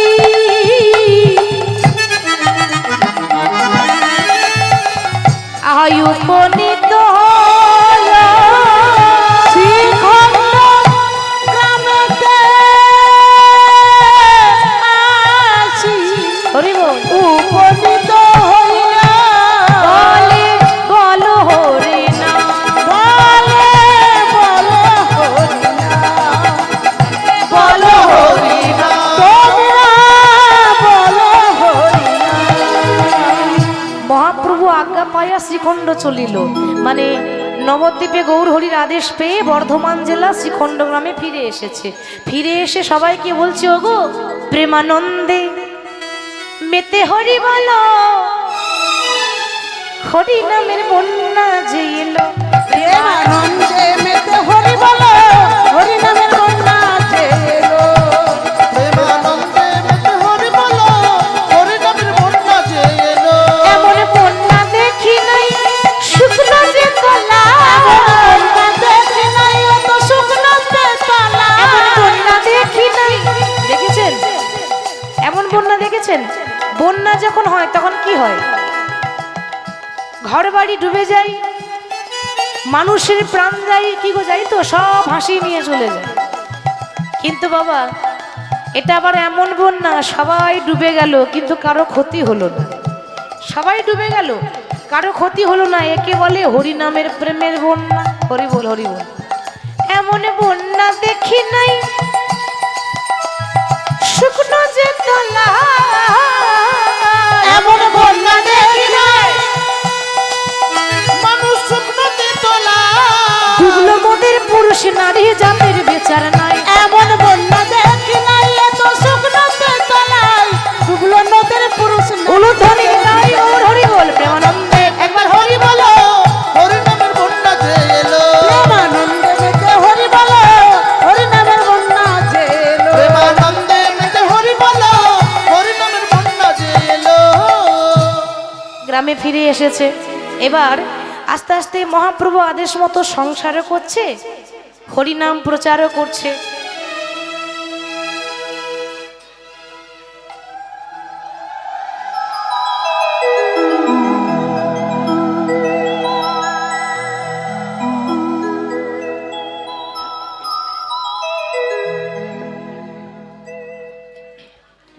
আজকে ভক্তিমতী মা আমার আপনারা সকলে জানেন তিনি একটি বস্ত্র দান করলেন আমি এর আগেও বলেছি দান কোনোদিন বিফলে যায় না আপনি এক গুণ দেবেন ভগবান আপনাকে দ্বিগুণ ফিরিয়ে দেবে তার প্রমাণ দিয়ে গেছে মহাভারতে মহাভারতী একবার ভগবান শ্রীকৃষ্ণের কড়ি আঙুলটা কেটেছিল তো দ্রৌপদী থাকতে না পেরে নিজের শাড়ির আঁচলটা ছিঁড়ে কৃষ্ণের আঙুলে বেঁধে দিয়েছিল সে নিজের দামি শাড়ির কথা চিন্তা করেনি ভাবছে আমার প্রভুর আঙুলে লেগেছে না জানি কত আঘাত লেগেছে না জানি কত ব্যথা হচ্ছে কষ্ট হচ্ছে ভগবান তখন আশীর্বাদ দিয়ে বলেছিল দ্রৌপদী আজকে যেমন তুমি আমার কষ্টটা সহ্য করতে না পেরে এক টুকরো বস্ত্র আমাকে দান করলে কাপড় দান করলে আমি আশীর্বাদ করলাম এ জগতে যারা বস্ত্র দান করে তাদের জীবনেও কাপড়ের অভাব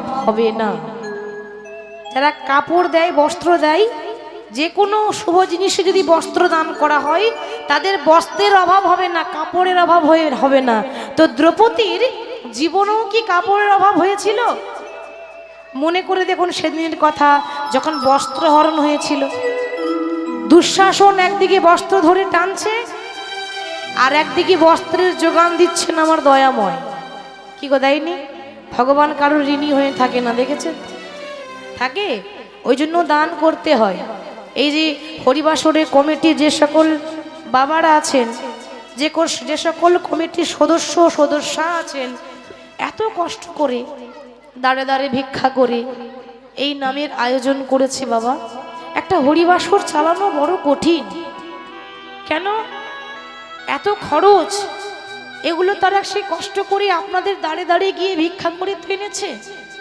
আপনাদের কাছে একটা নিবেদন, দয়া করে সবাই একটু দানের হাতটি বাড়িয়ে দেবেন। কারণ আপনারা যদি কিঞ্চিত কিঞ্চিত দান না করেন, তাহলে এই হরিবাসর চালানো সম্ভব হবে না। তারা কি করে চালাবে? আপনাদের মঙ্গলের জন্যই তো আয়োজন করা। যে যতটা পারবেন, যার যত সামর্থ্য হবে, প্রভুর জন্য একটু দানের হাতটা বাড়িয়ে দেবেন। এটা কোনো খারাপ কাজে আপনি দিচ্ছেন না, আপনি দয়াময়ের চরণে দিচ্ছেন। আরে যিনি দিয়েছেন তাকেই তো আপনি দিচ্ছেন। তিনি না দিলে পেতেন? ভগবান না দিলে পেতাম? কোটি কোটি টাকা থাকলেও অনেকে ভগবানের জন্য দান করে না, করে কি? সবাই তো সমান হয় না। এমন মানুষ আছে যাদের বাড়িতে গিয়ে যদি একটু বলেন যে গৌড়ের সেবার জন্য কিছু দেন, তো ছেড়ে একটা 5 টাকার নোট বার করে দেয়। ওইটুকুই নাও, আর পারলাম না। দেখুন, যখন আমাদের রোগ জ্বালা হয়, অসুখ বিসুখ হয়, তখন ডাক্তারের কাছে গিয়ে লাখ লাখ টাকা দিতে পারি, কি গো পারি তো? আর গৌড়ের সেবার জন্য 10 টাকা দিতে পারি না। ওই আমাদের ভক্তি নাই। ওই জন্য আমরা কলিযুগের মানুষ, আমাদের সনাতন ধর্ম দিনের পর দিন অধঃপতনে যাচ্ছে। কার জন্য জানেন? আমাদের নিজেদের জন্য। এজন্য অন্য কেউ দায়ী নয়। একটু জেগে উঠতে হবে। ওই জন্য প্রথমেই শুরু করেছিলাম, জীব জাগো, জীব জাগো, মানে আর ঘুমিয়ে থেকো না। মায়া পিশাচির কোলে ঘুমালে হবে না, জাগতে হবে। যাই হোক, আপনাদের কাছে বাবারা যাবেন ভিক্ষার পাত্র নিয়ে, আপনারা যে যেমন পারবেন গোবিন্দের জন্য দান করবেন। নেতাই গৌর হরিবোল হরিবোল হরিবোল। এবার যেই না মুকুন্দ কবিরাজ বাড়ি ফিরে এসেছে, গ্রামে ফিরে এসেছে, লক্ষ্য করবেন বিনামূল্যে গরিব মানুষের চিকিৎসা করে, হরিনাম প্রচার করে দেয়, আর ঘরে গোপীনাথ আছে, গোপীনাথের সেবা দেয়। কিন্তু বাবা, তখনকার সময়ে যার রাজত্ব চলছিল, সারা বাংলার নবাব হুসেন শাহ, মানে একজন মুসলমান, তখন মোগল শাসন চলছে, একজন মুসলমানের হাতে গোটা দেশ চলছে। এখন যেমন দেশের মন্ত্রী আছে, তখনকার সময় দেশের মন্ত্রী হচ্ছে সারা বাংলার নবাব হুসেন শাহ। হরি বল হরি বল। তো সারা বাংলার নবাব হুসেন শাহ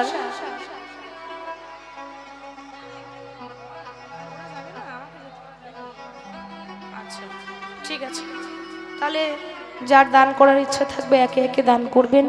প্রথমে এক ভক্ত 100 টাকা দান করেছেন, আমি তো জানি না নামটা। গোবিন্দ ওনাকে ভালো রাখুক, গোবিন্দ যেন ওনাকে সুস্থ রাখে। অনিল দাস 100 টাকা দান করেছেন, ওনার সুস্থতা কামনা করি, ওনার শরীর ভালো থাকুক, কৃষ্ণপদে যেন মতি হয়। যাই হোক, সবার তো নাম বলা যাবে না, মানে সময়টা অনেকটা লেগে যাবে, আর আমাদের সময়ও খুব সংক্ষেপ আছে। এরপরে আরও কীর্তনের দল আছে, বুঝতে পারছেন তো? তো যাই হোক, যার ইচ্ছা একটু গোবিন্দের জন্য একে একে একটু দান করে যাবেন। এখানে আমি রাখলাম, সবাই একটু দান করে যাবেন।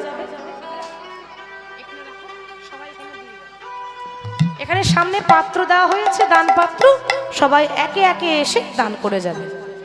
এবার সারা বাংলার নবাব হুসেন শাহ, তার হয়েছে বাবা তীব্র পেটে যন্ত্রণা, মানে পেটে ব্যথা, কোথাও ভালো হচ্ছে না। এত বড় বড় ডাক্তার এলো আর গেল, কেউ ভালো করতে পারছে না। তো একজন প্রজা বলছে, মহারাজ আপনি তো অনেক বড় বড় ডাক্তার দেখালেন, কেউ তো ভালো করতে পারলো না।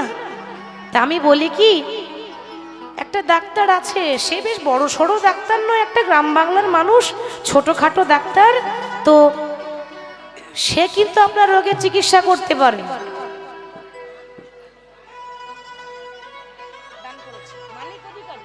বেশ, খুব ভালো। পরম ভক্ত মানিক অধিকারী 5000 টাকা দান করেছেন হরিবাসরে। ধন্য তার অনুরাগ, তার ভক্তি, আমার গৌর গোবিন্দ যেন কৃপা করে। তিনি 5000 টাকা দান করেছেন, প্রভু যেন তাকে ভালো রাখে। কোথায় আছে? কেউ তো নেই।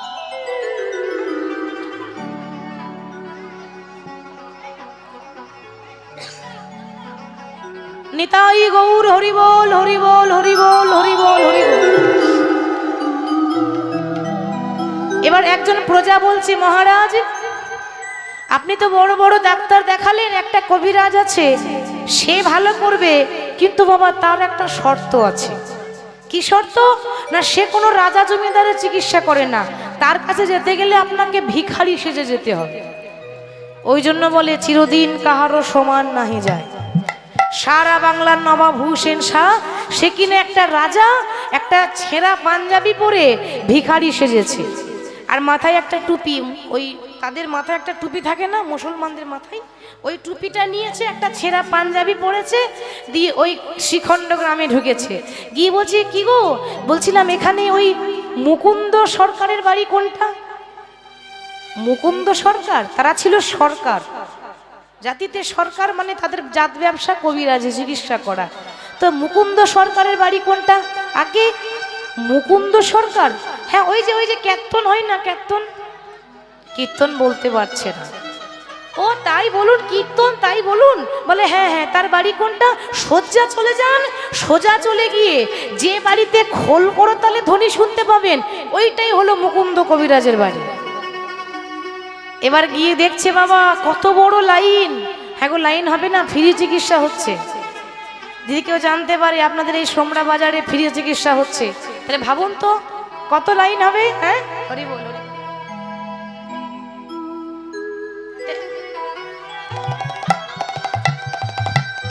জয়নিতাই। এবার এত এত বড় লাইন, সবাই ফ্রি চিকিৎসা, বিনামূল্যে চিকিৎসা করাবে, তো সবাই লাইন দিয়ে দাঁড়িয়ে আছে। এবার হয়েছে কি, ওই সারা বাংলার নবাব বলছে, ওগো বলছিলাম কি আমার চিকিৎসা হবে তো, আমার পকেটে কিন্তু পয়সা নেই। হ্যাঁ গো হ্যাঁ, কেন হবে না, আপনি এখানে দাঁড়ান, আমাদের কবিরাজ ঠাকুর পয়সা নেই না গো, বিনামূল্যে চিকিৎসা করে। আপনি লাইনে দাঁড়ান, আপনার যখন ডাক আসবে তখন আপনি ভেতরে যাবেন। এবার ওই মুকুন্দ সরকার ভেতরে গোপীনাথের সেবা দিচ্ছে, তার নিয়ম বাবা, গোপীনাথের সেবা না দিয়ে সে রুগী দেখবে না, আগে সেবা দেবে তারপর রুগী দেখবে। এখন রুগীরা লাইন দিয়ে দাঁড়িয়ে আছে, তার মাঝে দাঁড়িয়ে আছে সারা বাংলার নবাব, তখনকার সময় দেশের মন্ত্রী নবাব হুসেন শাহ, সেও দাঁড়িয়ে আছে। আর ওদিকে ভেতরে মুকুন্দ সরকার গোপীনাথের চরণে তুলসী পত্র দিয়ে গোপীনাথকে সাজাচ্ছে বাবা। সাজাতে সাজাতে বলছে, ওগো গোপীনাথ, আমি সাজাচ্ছি বটে, কিন্তু বৃন্দাবনে ওই রাধারানীর মতো সাজাতে তোমাকে কেউ পারবে না। পারবে কি? আমার গোবিন্দকে, আমার নীলমাধবকে একমাত্র রাধারানী সাজাতে পারতেন। আমি যেমন পারবো আমি তেমন সাজাবো। তাই গোপীনাথকে সাজাচ্ছেন কেমন ভাবে? আমি অনেক যত্ন করি প্রভু তোমাকে সাজাতে পারিনি, তোমাকে সাজাতে পারি। আমি অনেক যত্ন করে তোমাকে সাজাতে পারিনি, হরি বল। তোমাকে সাজাতে পারিনি। আমি অনেক যত্ন করি তোমাকে সাজাতে পারিনি, তোমাকে সাজাতে পারিনি। আমি অনেক যত্ন করে তোমাকে সাজাতে পারিনি, তোমাকে সাজাতে পারিনি। প্রভু জীবনে মরণে শুধু চেয়েছি, প্রভু জীবনে মরণে শুধু চেয়েছি, তবুও তোমার দেখা পাইনি, তবুও তোমার দেখা পাইনি। আমি অনেক যত্ন করে তোমাকে সাজাতে পারিনি, তোমাকে সাজাতে পারিনি। প্রভু জনমে জনমে কত ডেকেছি, আমি জনমে জনমে কত দেখেছি, আমি জনমে জনমে কত ডেকেছি, আমি জনমে কত দেখেছি, আমি তবুও তোমার দেখা পাইনি, তবুও তোমার দেখা পাইনি। আমি অনেক যত্ন করে তোমাকে সাজাতে পারিনি, তোমাকে সাজাতে পারিনি। আমি অনেক যত্ন করে তোমাকে সাজাতে পারিনি, তোমাকে সাজাতে পারিনি। ওই গো, তোমাদের মধ্যে সব থেকে গরিব কে আছো সে আগে এসো, তার চিকিৎসা আগে হবে। আর যেই না ডেকেছে, যেই না ডাক দিয়েছে, অমনি বাবা সারা বাংলার নবাব হুসেন শাহ তিনি এগিয়ে এসে বলছেন, কবিরাজ ঠাকুর ও কবিরাজ ঠাকুর, আমার মতো ভিখারি আর কেউ নেই, আমি হলাম সারা বাংলার সব থেকে বড় ভিখারি। দেখুন না, আমার পকেটে 1 টাকাও পয়সা নেই। হরি বল, হরি বল। আরে বাবা, পয়সা নেই তো কি হয়েছে, আমি বিনামূল্যে চিকিৎসা করি, পয়সা লাগবে না। বেশ, এক কাজ করো, ওই তাড়াতাড়ি জামাটা খুলে এই মাটির বারান্দায় শুয়ে পড়ো তো। ওমা, একটা ছোটখাটো ডাক্তার, আর তিনি দেশের মন্ত্রী, তাকে বলছে জামা খুলে মাটির বারান্দায় শুয়ে পড়ো। মন্ত্রী মনে মনে ভাবছে যে সারা জীবন আমি সিংহাসনে বসে থাকি, আর আমাকে বলছে জামা খুলে মাটির বারান্দায় শুতে। বেশ, রোগ যদি না ভালো হয় তাহলে ওর একদিন কি আর আমার একদিন কি। হরি বল। সঙ্গে সঙ্গে জামা খুলে মাটির বারান্দায় শুয়ে পড়েছে। আর যেই না শুয়ে পড়েছে না মা, অমনি শুতে না শুতে যেন অর্ধেকটা পেটে ব্যথা ভালো হয়ে গেল। তার রোগ ছিল শুধু পেটে ব্যথা, পেটে যন্ত্রণা। তা যেই না অর্ধেকটা পেটে ব্যথা ভালো হয়ে গেল, কবিরাজ ঠাকুর ও কবিরাজ ঠাকুর, তোমার এই মাটির বারান্দায় ওষুধ দেওয়া আছে নাকি গো? কেন গো? না শুতে না শুতে অর্ধেকটা রোগ ভালো হয়ে গেল। ও আসলে কতজনকে ওষুধ দিতে গিয়ে পড়ে যায় তো, আমার মনে হয় ওইটুকুনি তোমার কাজ হয়েছে। বেশ, দেখি হাঁ করো, তোমাকে আসল ওষুধটা দিই। সারা বাংলার নবাব হুসেন শাহ যেই না হাঁ করেছে, অমনি আসল ওষুধটা দিয়েছে। আর যেই না ওষুধ দিয়েছো মা, একেবারে পেটে যন্ত্রণা নির্মূল হয়ে গেল। এ কি, এত বড় বড় ডাক্তার পারলো না, আর একটা পাড়া গ্রামে পড়ে থাকে একটা ছোটখাটো ডাক্তার, সে কি এমন ওষুধ দিল যে সারা বাংলার নবাব হুসেন শাহ তার পেটে যন্ত্রণা ভালো হয়ে গেল? তার মানে সামান্য ডাক্তার নয়। শোনো, তুমি তৈরি হয়ে যাও, কাল সকালে তুমি আমার সঙ্গে আমার দেশে যাবে। এ কি, কে হে তুমি? তোমাকে আমি চিনি না, তোমাকে জানি না, আর তোমার সঙ্গে আমি চলে যাব? ও, রোগ যখন হয়েছে তখন আর লুকিয়েও তো লাভ হবে না, কি গো? রোগ যখন হয়েছে তখন লুকিয়ে লাভ নেই। শোনো, আমি হলাম সারা বাংলার নবাব হুসেন শাহ। আমার হয়েছিল তীব্র পেটে যন্ত্রণা, মানে পেটে ব্যথা। এত বড় বড় ডাক্তার এলো, কেউ ভালো করতে পারলো না।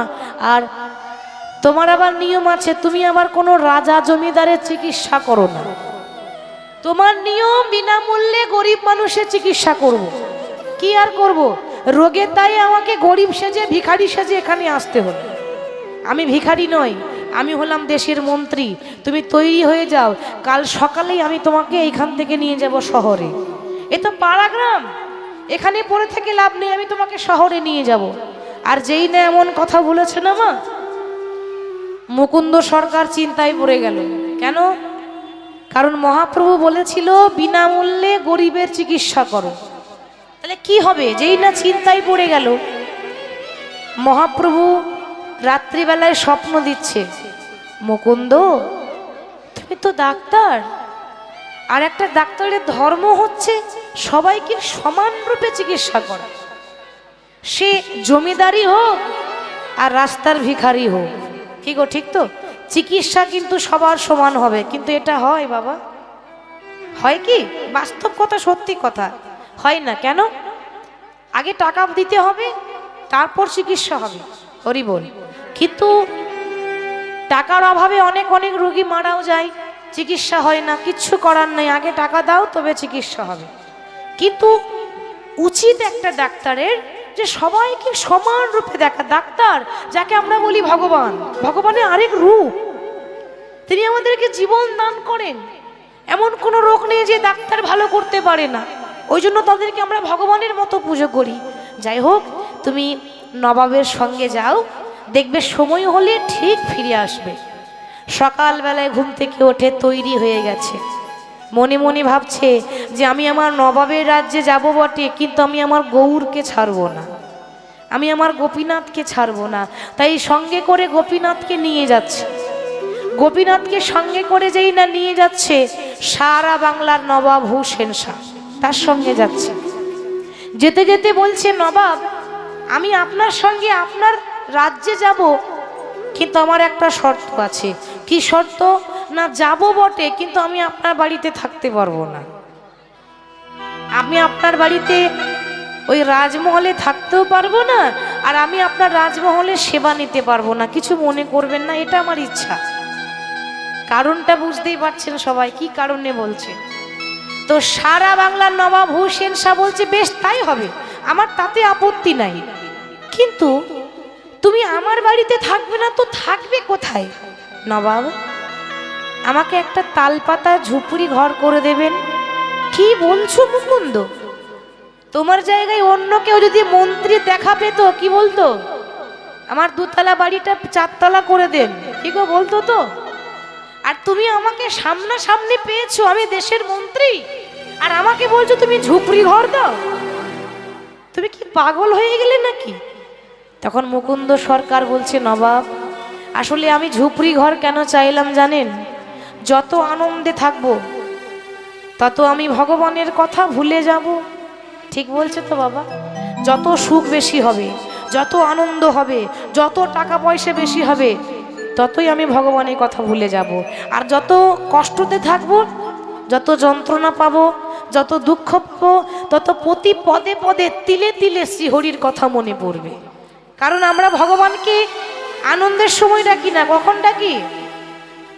বিপদের সময় ডাকে, কি গো ঠিক তো? সুখের সময় ডাকি, বিপদের সময় বলি হরি রক্ষা করো, তার আগে ডাকি না। মনে রাখবেন, যতদিন টাকার বল, যতদিন শরীরের বল, যতদিন সম্পত্তির বল, ততদিন কে বলবে হরি বল? কি বাবা, কে বলবে? টাকার বল আছে, শরীরের বল আছে, সম্পত্তির বল আছে, হরি বল বলবে না। যখন বল শেষ হয়ে যাবে তখন হরির কথা মনে পড়বে, সেদিন বলবো হরি তুমি ছাড়া আর কিছু জানি না। তাহলে মানুষে যখন বল থাকে না বাবা, তখন সে হরিকে ডাকে না। বল শেষ হয়ে গেলে তবে তার হরির কথা মনে পড়ে। বেশ, তোমার যখন ইচ্ছা তুমি ঝুপড়িতে থাকবে, তাই হবে। তোমার জন্য আমি একটা তালপাতার ঝুপড়ি করে দেব। এবার সঙ্গে গোপীনাথকে নিয়ে চলে যাচ্ছে। আর গোপীনাথকে নিয়ে যখন নবাবের দেশে যাচ্ছে, গাইতে গাইতে যাচ্ছে প্রভুর নাম। কেমন ভাবি? বদন ভরে গাউরে মন হরে কৃষ্ণ নাম,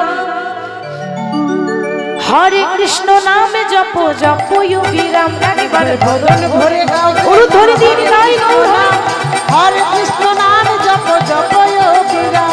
বদন ভরে গাও রে মন হরে কৃষ্ণ নাম, হরে কৃষ্ণ নাম জপ জপ বিরাম। বদন ভরে গাও রে মন হরে কৃষ্ণ নাম, হরে কৃষ্ণ নাম জপ জপ বিরাম।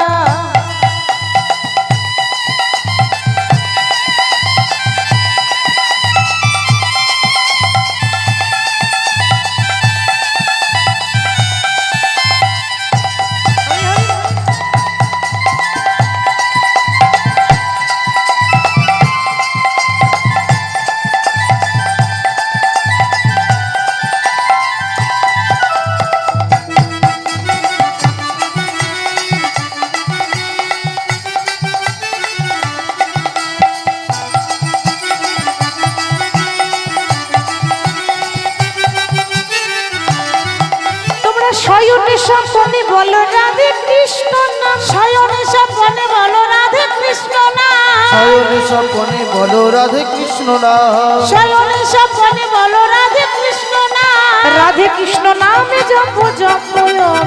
বদন ভরে গাও রে মন হরে কৃষ্ণ নাম, হরে কৃষ্ণ নাম জপ জপ বিরাম। বদন ভরে গাও রে মন হরে কৃষ্ণ নাম,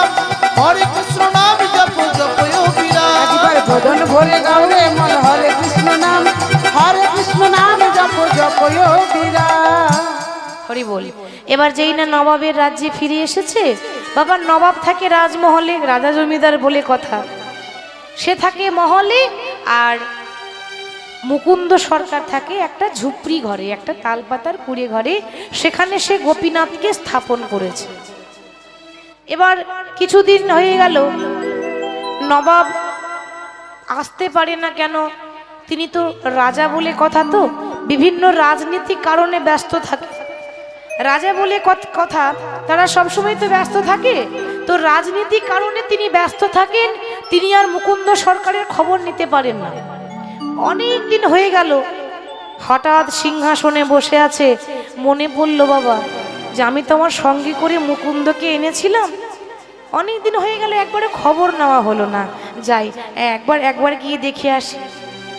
আর যেই না সারা বাংলার নবাব হুসেন শাহ যাচ্ছে, আগেকার দিনে দেখবেন যারা রাজা মহারাজা ছিল তাদের দুই পাশে কিন্তু দুজন প্রহরী থাকতো, ময়ূরের পালক দিয়ে বাতাস করতে করতে যায় না, ময়ূরের পাখা দিয়ে বাতাস করে নিয়ে যায় না, তো দুইজন দুদিকে ময়ূরের পাখা দিয়ে এরকম করে বাতাস করতে করতে রাজাকে নিয়ে যাচ্ছে। সারা বাংলার নবাব হুসেন শাহ যখন আস্তে আস্তে যাচ্ছে বাবা, ওদিকে মুকুন্দ সরকার গোপীনাথের সেবা দিচ্ছে, সেবায় বিভোর হয়ে সে যখন প্রভুর চরণে তুলসী পত্র দিয়ে নাম গাইছে, নামে বিভোর হয়েছে, তো হঠাৎ তার পেছনে মুকুন্দ সরকার সেবা করছে, তার পেছনে সারা বাংলার নবাব হুসেন শাহ গিয়ে দাঁড়িয়েছে। মুকুন্দ, ও মুকুন্দ, বলি কেমন আছো তুমি? আর যেই না বলেছে মুকুন্দ কেমন আছো, অমনি পেছন ফিরে দেখছে কি, যতগুলো ময়ূরের পাখা, ততগুলো কৃষ্ণের বদন দেখে সে কৃষ্ণ কৃষ্ণ কৃষ্ণ, হে কৃষ্ণ করুণা সিন্ধু দীনবন্ধু জগৎপতি গোপেশ গোপিকা কান্ত রাধা কান্ত নমস্তু রাধা কান্ত নমস্তু। কৃষ্ণ কৃষ্ণ কৃষ্ণ কৃষ্ণ কৃষ্ণ বলতে বলতে মাটিতে অজ্ঞান হয়ে পড়ে গেল। আর যেই না মুকুন্দ সরকার অজ্ঞান হয়ে গেল, এই কে আছিস? ওর মুখে চোখে জল দে রে, ও দেখি আমাকে দেখি অজ্ঞান হয়ে গেল কেন? আর যেই না মুখে চোখে জল দিয়েছে, নবাব নবাব, এ কি মুকুন্দ, তুমি আমাকে দেখে অজ্ঞান হয়ে গেলে কেন? মনে মনে চিন্তা করছে, বাবা কি করে বলবো সত্যি কথাটা, বিশ্বাস করবে? আপনি যদি বলেন যে আমি ওই ময়ূরের পাখার মধ্যে আমার কৃষ্ণকে দেখেছি, বিশ্বাস করবে লোকে? কি বলবে বলুন তো? মিথ্যা বলছে, অভিনয় করছে, কি গো বলবে তো? বলবে ঢং দেখাচ্ছে, ওসব কিছু না, ওগুলো মিথ্যা কথা, কেউ বিশ্বাস করবে না। তাহলে আমি যদি সত্যি বলি তাহলে বিশ্বাস করবে না, আমি একটু ঘুরিয়ে ফিরিয়ে বলি। নবাব আসলে কি জানেন তো, কিছু মনে করবেন না, একটা কথা বলি, ওই সারা বাংলার চিকিৎসা করি, কিন্তু আমি এখনো পর্যন্ত আমার নিজেরই চিকিৎসা করতে পারলাম না। মানে নবাব কিছু মনে করবেন না, আসলে আমি অজ্ঞান হয়ে গেলাম কেন জানেন? আমার একটা রোগ আছে। রোগ? কি রোগ? না, আমার মির্গি রোগ আছে। তুমি বোধহয় জানো না, আমার রাজ্যে দাঁড়িয়ে থেকে, আমার রাজ্যে থেকে আমার অন্যে পতিরা পালিত হয়ে যে মিথ্যা কথা বলে, আমি সঙ্গে সঙ্গে তার জিভ কেটে নিই। লজ্জা করে না? আমার জায়গায় দাঁড়িয়ে আছো, আমার অন্যে প্রতিপালিত হচ্ছ, আর আমার কাছে দাঁড়িয়ে তুমি মিথ্যা কথা বলছো। মুকুন্দ, একদিন তুমি আমাকে প্রাণে বাঁচিয়েছিলে বলে আজকে তোমাকে ছেড়ে দিলাম। সত্যি করে বলো, আমার কাছে মিথ্যা কথা বলবে না, কারণ তোমার যদি মির্গি রোগী হবে তাহলে কৃষ্ণ কৃষ্ণ বলে অজ্ঞান হলে কেন? মির্গি রোগে তো এমন হয় না। কি বাবা হয়? মির্গি রোগী যারা, তারা কৃষ্ণ বলে অজ্ঞান হয়, মির্গি রোগে এমন হয় না। আর তারপর তুমি যখন অজ্ঞান হয়ে গেলে, তখন তুমি কাঁদতে কাঁদতে কৃষ্ণ কৃষ্ণ কৃষ্ণ, তার মন্ত্র বলতে বলতে তুমি অজ্ঞান হয়েছো। মির্গি রোগে তো এমন হয় না যে কাঁদতে কাঁদতে অজ্ঞান হয়। নবাব, আমার ভুল হয়ে গেছে, আমি আপনাকে মিথ্যা বলেছিলাম। না না না, ভুল তোমার হয়নি, ভুল হয়েছে আমার। কেন জানো? তোমার মতো একটা কৃষ্ণ ভক্তকে আমি একটা কেনা চাকর মনে করেছিলাম। আমি ভেবেছিলাম টাকা দিয়ে সবাইকে তো কেনা যায়, তো তোমার মতো একটা ডাক্তারকে কিনে ঘরে রাখবো, কিন্তু আমি ভুলে গিয়েছিলাম যে টাকা পয়সা দিয়ে সব কিছু বেঁধে রাখা যায়, কিন্তু ভক্তকে বেঁধে রাখা যায় না। ভক্তকে কখনো আটকে রাখা যায় না, বেঁধে রাখা যায় না। মুকুন্দ, আমার ভুল হয়েছে তোমাকে জোর করে এখানে আনা, তুমি ফিরে যাও। আর শোনো, টাকা পয়সার জন্য কোনোদিন অভাব না হয়, খাওয়া পড়ার জন্য কোনোদিন অভাব না হয়, তার জন্য তুমি যে গ্রামে থাকো, গ্রামটার নাম কি বলেছিলাম? শ্রীখণ্ড, বর্ধমান জেলা শ্রীখণ্ড। ওই শ্রীখণ্ড গ্রাম আজ থেকে আমি তোমার নামে লিখে দিলাম। সব তো মন্ত্রীদের জায়গা, রাজাদের জায়গা, তার জায়গায় থাকে, তা আজ থেকে গোটা গ্রামটা তোমার নামে লিখে দিলাম, তুমি ফিরে যাও। বড়ই আনন্দ, নবাবের কাছ থেকে অনুমতি নিয়ে আবার ঘরে ফিরে আসছে বাবা। কতই না আনন্দ, হরিনাম গাইতে গাইতে আসছে। হরিনামে একেবারে বলো না, একটু উলুধ্বনি দিয়ে, কৃষ্ণ নামে একেবারে বলো না, এই হরিনাম জপ অবিরাম, এই নামে জীবনের সাধনা। ও হরি নামে একেবারে বলো না, কৃষ্ণ নামে একেবারে বলো না, এই হরি নাম জপ অবিরাম, এই নামে জীবনের সাধনা। হরি নামে একেবারে বলো না, কৃষ্ণ নামে একেবারে বলো না, এই হরি নাম জপ অবিরাম, এই নামে জীবনের সাধনা। ও হরি নামে একবার বলো না, কৃষ্ণ নামে একবার বলো না, এই হরি নাম জপয় বিরাম, এই নাম জীবনের সাধনা।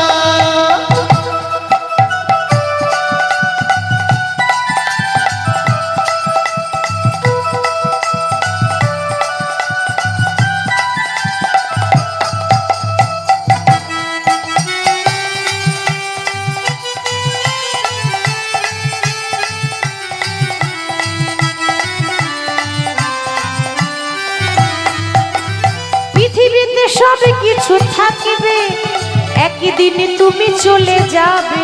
ও পৃথিবীতে সব কিছু থাকবে, একদিন তুমি চলে যাবে। পৃথিবীতে সব কিছু থাকবে, একদিন তুমি চলে যাবে।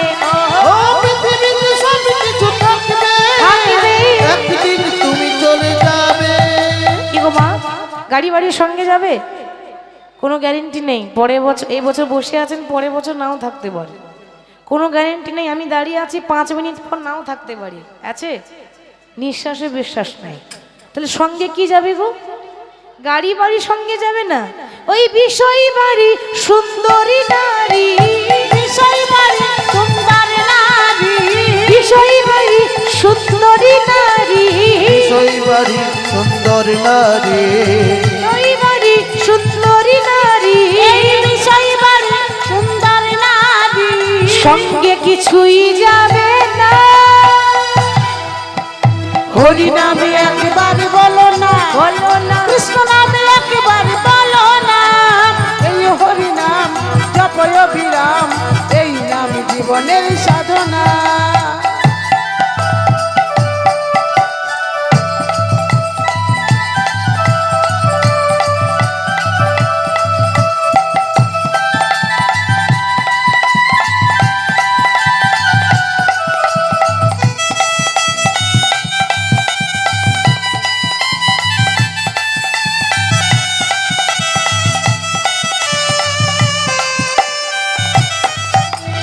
হরি বলো ভাই, হরি নাম ছাড়া গতি নাই, নাই। ও হরি বলো ভাই, হরি নাম ছাড়া গতি নাই।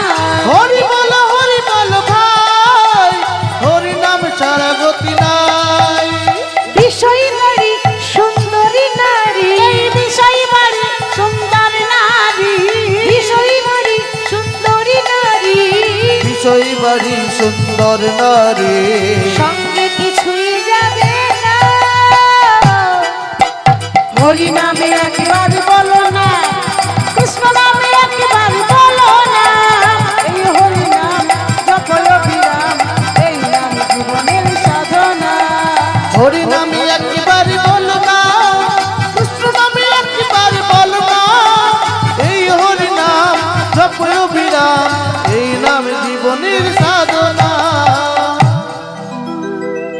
এই হরিনামই একমাত্র আমাদের জীবনের সাধনা বাবা। কেন জানেন? বলছে জন্ম হোক যেথা সেথা, কর্ম ভালো চায়। তার প্রমাণ দিয়েছিল রামায়ণে, যখন রাম রাবণের যুদ্ধ শুরু হয়, রাবণের পক্ষ থেকে বড় বড় বীর, বড় বড় যোদ্ধা, আজ পর্যন্ত রামের কাছে যারা যায় কেউ ফিরে এলো না। কি করে আসবে? এ জগতে ভগবানের কাছে যে একবার চলে যায় সে আর জীবনও ফিরে আসে না। ডাকলেও ফিরে আসবে, কাঁদলেও ফিরে আসবে না। বড় বড় বীর চলে গেল, সবাই রামের হাতে উদ্ধার হয়ে গেল। রাবণ আজকে বড় একা হয়ে আছে গো, কেউ যেন দেখতে না পায়। ঘরের ভেতরে দরজা বন্ধ করে রাবণ বসে বসে কাঁদছে, প্রভু এ জগতে সবাই বলে আমি ভালো নয়, এ জগতে সবাই বলে আমি রামকে ভালোবাসি না, আমি নাকি রামের শত্রু। কিন্তু কেউ জানুক না জানুক, তুমি তো জানো দয়াময় আমি তোমায় কতটা ভালোবাসি। আসলে আমি দেখাতে পারি না তাদের মতো, কিন্তু আমার হৃদয়ে ভক্তি আছে দয়াময়। সবাই তো চলে গেল, জানি না আমার সেদিন কবে আসবে। তবে যেদিন আমি রামের চরণে উদ্ধার হতে পারবো, যেদিন এই রাবণ রামের হাতে মরতে পারবে, সেদিন রাবণের মানব জন্মটা ধন্য হয়ে যাবে। রাবণ যখন বসে বসে কাঁদছে দরজা বন্ধ করে, ঠিক সেই সময়ে রাবণের কান্নাটা একজন শুনতে পেল। সে কে? রাবণের বংশের শেষ সম্বল, রাবণের ভাইপো, বয়স হচ্ছে 5 বছর, নাম হলো তরণী। ছোট্ট ছেলে, হঠাৎ দেখছে কে যেন ঘরের ভেতরে কাঁদে। যেই না দরজা খুলেছে, দেখছে তার জ্যাঠামশাই কাঁদছে। ছুটে গিয়ে রাবণকে জড়িয়ে ধরলো। জ্যাঠামশাই কি হয়েছে? তোমার চোখে জল কেন গো? তুমি কাঁদছো কেন? খোকারে, আমি কেন কাঁদছি তুই বুঝবি না। কেন জানিস? তোর যেদিন জন্ম হয়েছিল না, সেদিন কোলে করে নিয়ে আদর করে আমি তোর নাম রেখেছিলাম তরণী। তরণী মানে কি বাবা? তরণী কথার মানে হচ্ছে নৌকা। তরণী, তরী, এগুলোর মানে নৌকা। দেখেছেন বাবা, নামটা কত ভেবে চিনতে রেখেছে। খোকারে, এ জগতে নদী পার করতে গেলে যেমন একটা নৌকার দরকার হয়, আমাকেও তো একদিন যেতে হবে, আমাকেও একদিন বৈতরণী নদী পেরোতে হবে। ওরে তুই তো সেই নৌকা যে আমার হাতে ধরে এপার থেকে ওপারে পার করে দিবে। ছোট ছেলে তরণী তো এত বোঝে না মা, সে বুঝতে পারলো না যে এ যাওয়া কোন যাওয়ার কথা হচ্ছে। সে বলছে জ্যাঠামশাই, ও জ্যাঠামশাই তুমি কাঁদছো কেন গো? তোমার কেউ নেই বলে তুমি কাঁদছো? তোমার কেউ নেই তো কি হয়েছে? তোমার ভাইপো আছে না? আমি তোমায় কথা দিলাম, আগামীকাল সকালবেলায় আমি যাব রামের সঙ্গে যুদ্ধ করতে।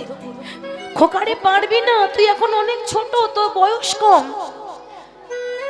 যুদ্ধ করতে গেলে শরীরে বল থাকতে হবে, ক্ষমতা থাকতে হবে, শক্তি লাগে। ঠিক বলেছ।